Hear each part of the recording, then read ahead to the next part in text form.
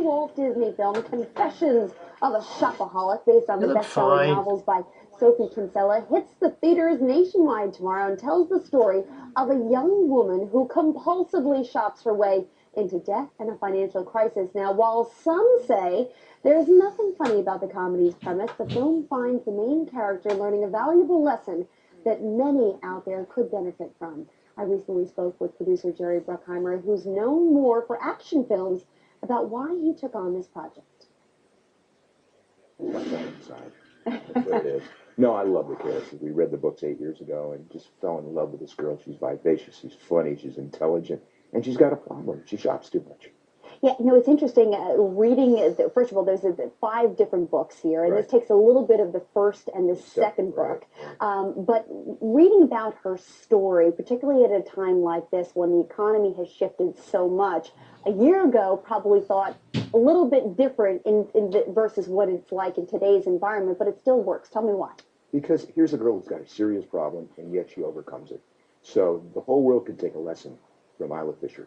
The fact that she has this huge debt, credit card companies keep giving her credit cards, she uses them to the max, and then can't pay the bills. So she figures out a way to solve that problem. So much has changed in the past year, and yet there is a way that this applies in today's environment. But the fact of the matter is, it is a different world that we're living in. She learned some valuable lessons. How do you translate that? Well, we showed the movie to press just recently, and one of the journalists brought her 6-year-old daughter, and she walks out of the theater after the movie's over. I think that would look, and that might be a great family photo. So that's a great lesson right there from a 6-year-old. Let's talk about the financial world that we're living in right now and how it's impacting Hollywood, because we've heard about a lot of different studios, a lot of different production companies really feeling some serious pain because of the access to the credit markets. What have you been seeing? Well, you know what? Box office is up, which is very good for us. Unfortunately, television revenues are down because the advertisers aren't spending as much money. Hollywood's tightening its belt. All their budgets are getting smaller. They're cutting back. A lot of the studios are laying off people, so it's not a pretty picture. It's interesting listening to you say that, because most of the big pictures that you've done have been very, very large budgets. And I wonder, does that make you rethink the kind of movies you put out there, or does it change the way you plan? No, what happens is the studios are making less movies. So they'll still make the kind of big things we make because they create enormous revenue if we do it right. Sometimes we do it right. So we still want to make those kind of success. Batman is a huge success. So they have to keep making movies. The audience wants to see them. They want to escape. You want to get away from the problems you have. People are unemployed. The cheapest way to get some entertainment is go to the movie theater. You don't want to stay home all the time. You want to get out of the house and be entertained. And that's why Shopaholics is so much fun, because it really entertains you and makes you laugh. And it's a wonderful character. It's interesting, though.